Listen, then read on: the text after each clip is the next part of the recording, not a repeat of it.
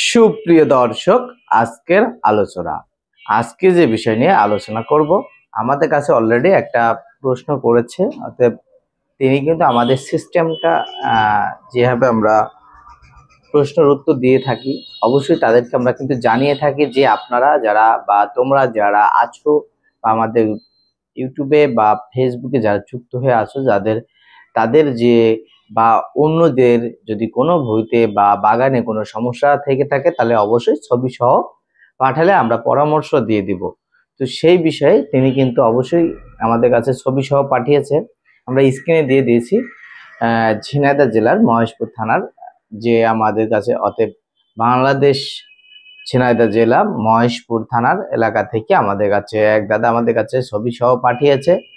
তার বেগুন গাছে যে আমরা যে ছবিটা দিয়েছি, বেগুন গাছে যে কচি যে ডুগাগুলা রয়েছে, দেখো ওগুলা কিন্তু এক কথায় এইভাবে বেঁকা হয়ে অর্থাৎ পেঁচিয়ে যাচ্ছে। তিনি পেঁচিয়ে যাওয়ার বিষয়টা আমাদের সাথে শেয়ার করেছে এবং তাকে জিজ্ঞাসা করা হয়েছে যে দাদা আপনি কি দিয়েছেন এই বইতে।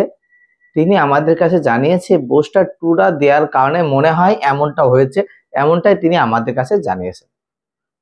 এখন দেখুন, বুস্টার টু কিন্তু ভিটামিন, আর এটা দিলে আশা করা যায়, আমরা যতটুকু আমাদের সাজেশনে আছে, এটা দিলে এই ধরনের সমস্যাটা হয় না। এই ধরনের সমস্যাটা হয়েছে তোমার যেহেতু বেগুন গাছ, এই বেগুন গাছের ক্ষেত্রে কিন্তু এই ধরনের রোগ 100% থাকেই। আর এইটার পরে কিন্তু অন্য সময় দেখা যায় ডুগা ভেঙে যায়। এইভাবে ডুগাটা বেগুন গাছের ডুগা থাকে এরকম, আর সেই ডুগা এরকম ভেঙে যায়।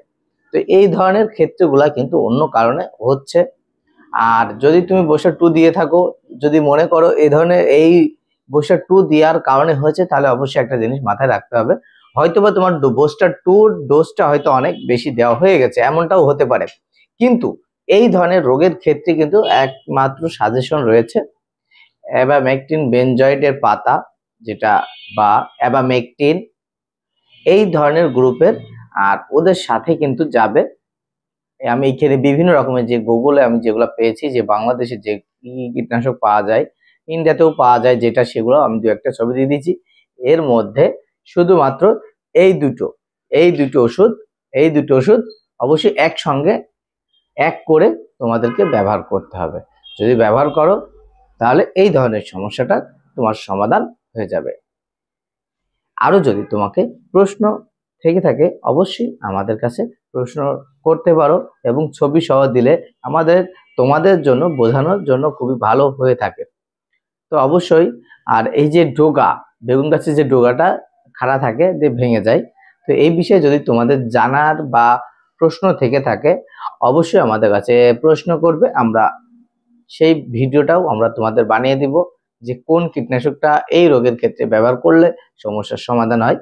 তো আজকের আলোচনা যে পর্যন্ত ছিল, তিনি যেটা আমাদের কাছে রেখেছে যে প্রশ্ন, সে প্রশ্নের উত্তর অবশ্যই দিয়ে দিয়েছি।